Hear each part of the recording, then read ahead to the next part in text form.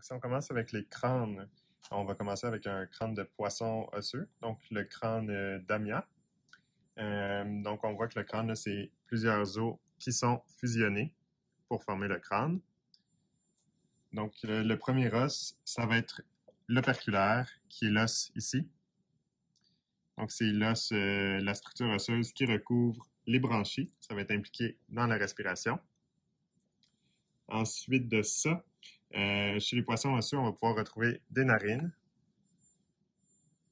qui sont les deux trous ici.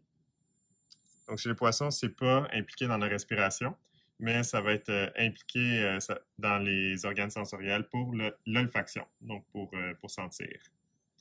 Pour l'œil, il va se loger dans la cavité ici qu'on appelle l'orbite.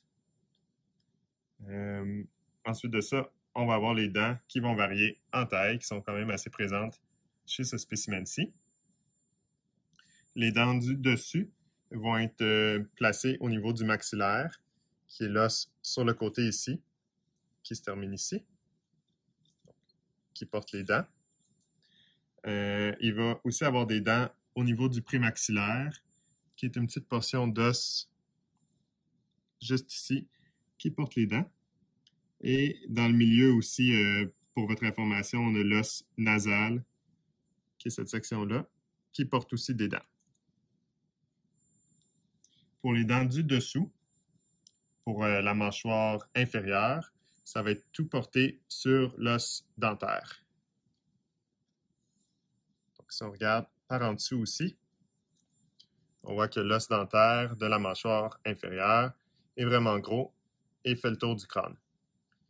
Un autre point intéressant aussi pour l'ami, on voit qu'il y a la plaque gulaire ici, qu'on a pu observer, là, qui est une caractéristique morphologique à apprendre pour les poissons.